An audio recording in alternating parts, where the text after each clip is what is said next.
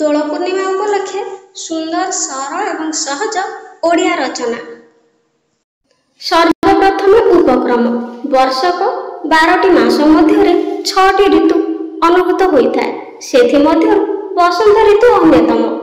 ଏହି ବସନ୍ତ ଋତୁରେ ପାଳନ କରାଯାଉଥିବା ପର୍ବପର୍ବାଣୀ ଗୁଡ଼ିକ ମଧ୍ୟରେ ଦୋଳ ପୂର୍ଣ୍ଣିମା ବେଶ ପ୍ରସିଦ୍ଧ ଅଟେ।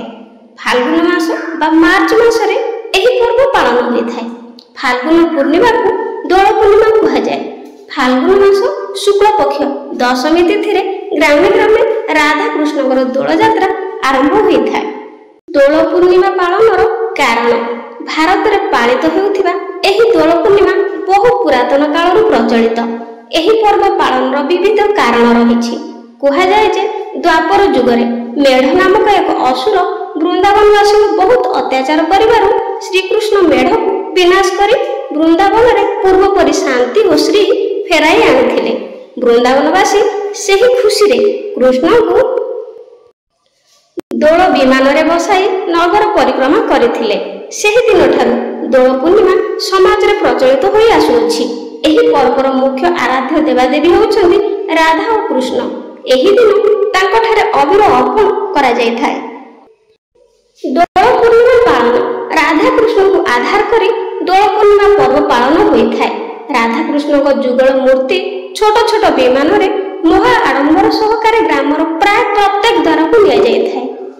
ତାପରେ ଏହି ବିମାନକୁ ଦୋଳ ମଣ୍ଡପରେ ରଖାଯାଇ ଦୋଳ ଗୋବିନ୍ଦ ବା ମଦନ ମୋହନଙ୍କର ପୂଜାର୍ଚ୍ଚନା କରାଯାଇଥାଏ। ସେଠାରେ ଠାକୁରଙ୍କ ନିକଟରେ ଚଣା ସାକର ଭୋଗ ଲାଗେ। ଦିଅଙ୍କୁ ଆମ୍ବକଷି ଲାଗି ହୁଏ। ଗ୍ରହ ବିପ୍ର ଠାକୁରଙ୍କ ନିକଟରେ ନୂଆ ପାଞ୍ଜି ଖୋଲି ବର୍ଷକର ଶୁଭାଶୁଭ ଜଣାଇଥାନ୍ତି।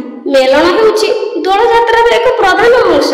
ପୂର୍ଣ୍ଣିମା ଦିନ ମେଲଣ ପଡ଼ିଆରେ ଦୋଳ ବିମାନ ଗୁଡ଼ିକ ଏକତ୍ରିତ ହୁଅନ୍ତି।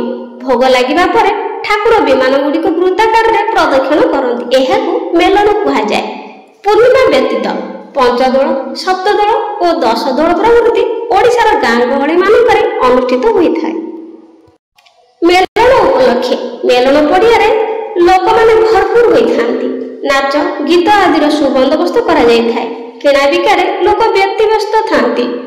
ଏହି ଦୋଳ ପର୍ବ ଅବସରରେ ଲୋକମାନେ ଚାରିଆଡ଼େ ଉତ୍ସବ ପାଳନ କରୁଥିବାର ଦେଖାଯାଏ। ଖୁସି ହୋଇ ଲୋକମାନେ ପରସ୍ପରକୁ ଅବିର ଲଗାଇଥାନ୍ତି। ଏହାକୁ ଫଗୁ କୁହାଯାଇଥାଏ। ଏହି ପର୍ବର ପରଦିନ ସାରା ଭାରତରେ ତଥା ଓଡ଼ିଶାରେ ହୋଲି ପର୍ବ ଧୁମଧାମରେ ପାଳନ କରାଯାଇଥାଏ। ସମସ୍ତେ ପରସ୍ପର ଦେହରେ ଅବିର ଲଗାଇବା ସହ ପିଚକାରୀରେ ପରସ୍ପର ଉପରକୁ ରଙ୍ଗପାଣି ପକାଇ ମହା ଆନନ୍ଦର ଉତ୍ସବକୁ ଆହୁରି ସରସ ଓ ଚିତ୍ତ ଆକର୍ଷକ କରିଥାନ୍ତି। ଏହି ପର୍ବ ଖେଳିବା ସହିତ ସାବଧାନତା ଅବଲମ୍ବନ କରିବା ଆବଶ୍ୟକ, କାରଣ ଏହା ବେଳେବେଳେ ଅପ୍ରୀତିକର ପରିସ୍ଥିତି ମଧ୍ୟ ସୃଷ୍ଟି କରିଥାଏ। ଉପସଂହାର ବା ଶେଷ କଥା। ଦୋଳ ପୂର୍ଣ୍ଣିମା ହେଉଛି ଏକ ଆନନ୍ଦଦାୟକ ପର୍ବ। ଏହା ସମସ୍ତଙ୍କ ମଧ୍ୟରେ ଭାଇଚାରା ଓ ଭଲ ପାଇବା ସୃଷ୍ଟି କରିଥାଏ। ଏଥିରେ ବ୍ୟବହୃତ ରଙ୍ଗ ଉଜ୍ଜ୍ୱଳ ସମୃଦ୍ଧତା ଓ ସୁଖର ସୂଚନା ଦେଇଥାଏ। ସମସ୍ତେ ଜାତି, ଧର୍ମ, ଭାଷା, ଲିଙ୍ଗ, ବର୍ଣ୍ଣ ନିର୍ବିଶେଷରେ ସବୁକୁ ଭୁଲି ଏହି ଉତ୍ସବକୁ ଉପଭୋଗ କରିଥାନ୍ତି। ସର୍ବୋପରି ଏହି ପର୍ବ ଭିନ୍ନତା ମଧ୍ୟରେ ଏକତାର ମନ୍ତ୍ର ଦର୍ଶାଇଥାଏ। ପିଲାମାନେ ଭିଡ଼ିଓଟି ପସନ୍ଦ ଆସିଥିଲେ ଚ୍ୟାନେଲକୁ ସବସ୍କ୍ରାଇବ କରିବା ପାଇଁ ଜମାରୁ ଭୁଲିବେନି। ଆଜି ପାଇଁ ରହୁଛି, ଧନ୍ୟବାଦ।